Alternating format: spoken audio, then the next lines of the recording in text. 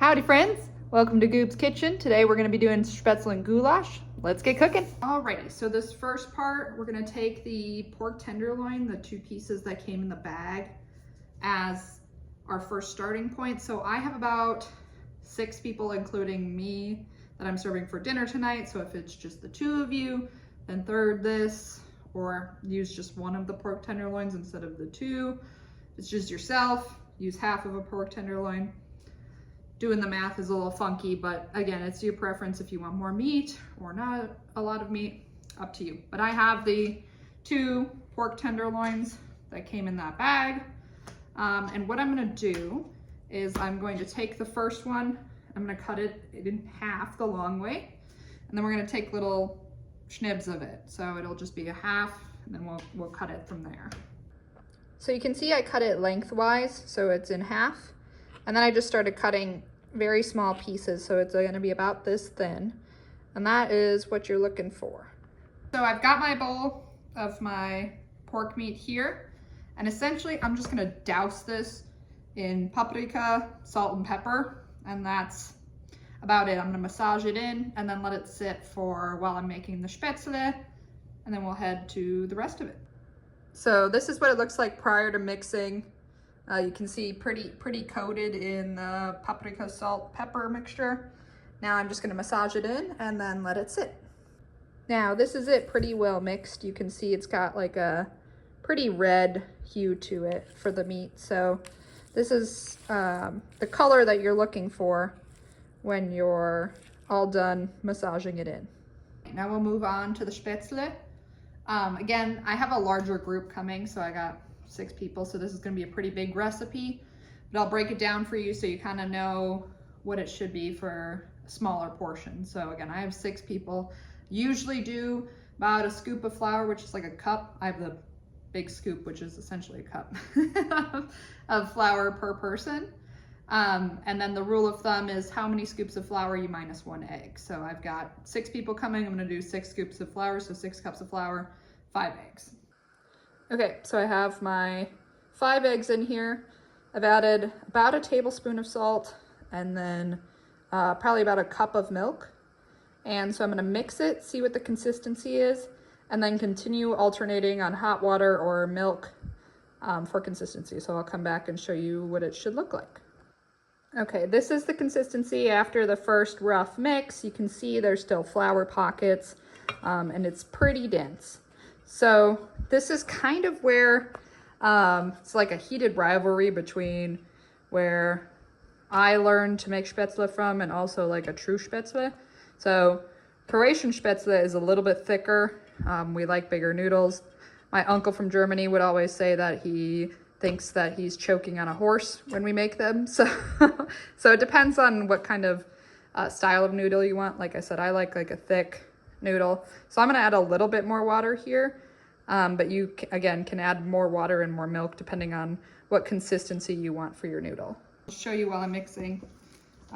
Mine is a lumpier kind of dough. It's thicker, it's harder to move, and it doesn't really come apart as easy. If you do a true German Spätzle, you're gonna have like thin noodles that you can't really pick up the batter. I like when you can pick up the batter. Again, I like a thicker, chunkier, heartier noodle.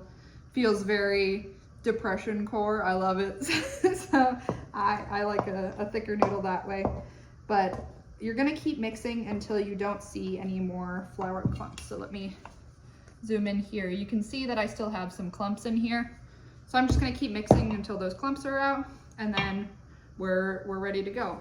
I also have my water on boiling during this whole process, so it's like ready to go when I'm done with my Spätzle. You don't need to let it sit, it's just ready to go once you're done mixing and all that good stuff.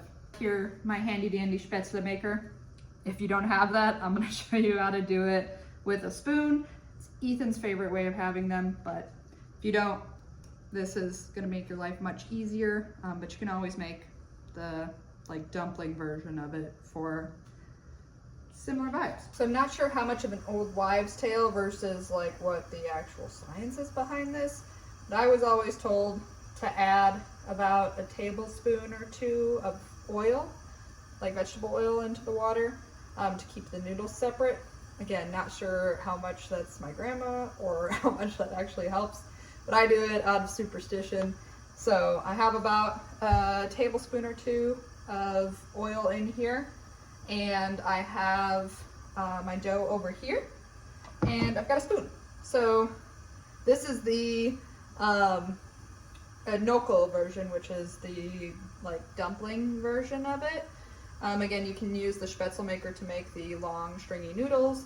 This is the I don't have that gizmo or gadget, what else can I do method. So I take the spoon, I add it to the hot water, so then I can scoop about a dollop into there.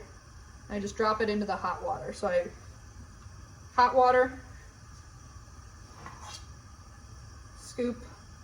You're gonna get like that much onto your spoon. Oh, well, you're gonna get that much onto your spoon, and then drop it into the hot water.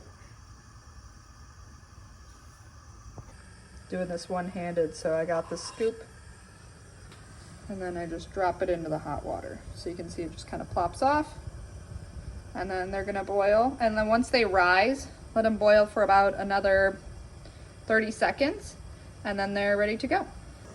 And then this is what they look like when they start to rise to the top. So you can see that they're at the top kind of floating around. Again, I leave them for about another 30 seconds up here, and then I pull them out. So they're ready to come out. I've got a like slotted spoon. Again, all you need is a thing that you can get the noodles out and drain them. So I got this little guy, and I'm just gonna put them into a pan with about a tablespoon of butter.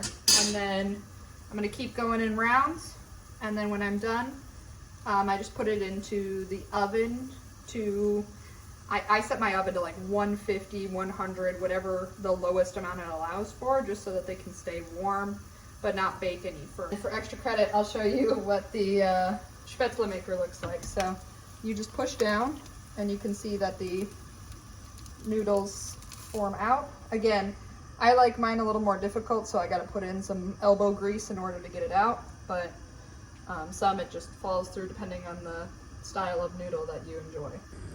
That is what they look like. So that is Spätzle.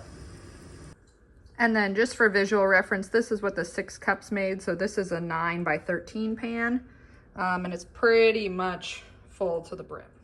Alrighty, so we'll now move on to the goulash. So I've got my paprika and salt and pepper soaked pork. I have about 2 tablespoons, enough to cover the bottom of my pan. I have one of those deep pot pan kind of situations. I prefer it this way because then I can cook the pork in the sauce rather than cooking the pork, making the sauce, putting the pork back in the sauce. A lot of work. I don't like to do that. So I got a big pot pan situation, and I will show you how to cook. All right, so oil's hot enough. We have our first layer of pork down. You can see it's sizzling. And we're not gonna cook the pork fully because we're going to be adding it to the sauce and then finishing it off cooking. If you cook the pork fully, you're going to get like a really tough pork once you add it to the goulash, which is not what we're looking for. We like nice, juicy pork. It's a little bit of a balancing act, but what we're looking for is that little bit of color on it. Because color is flavor, but we don't want it to cook too much. So we're just looking for a little bit of that brown on both sides. Okay, so the first round's done. You can see it's got a little bit of color. There's still some pink in some areas, but you can see a lot of the juices are released, and we don't want to waste those. So we're going to take this round out. Obviously, you likely won't have another round. I do. But I'll show you what we're doing after that. So the second round is almost finished. I added about an onion to the mix, and I'm gonna cook them until they get translucent, and then we'll add the water. All right, and then the easy rule of thumb is just add water until covered. So in this case, it took about 3 cups of water to cover. You can see that like most of the pork is covered. I'm just gonna put a lid on that and let it cook for about an hour or 2. And all you have to do after that is add that gravy packet. I have Soße zum Braten, so I have like a true German brown sauce. Again, it's like a gravy. So you just add gravy to your thickness and taste preference. And that's it.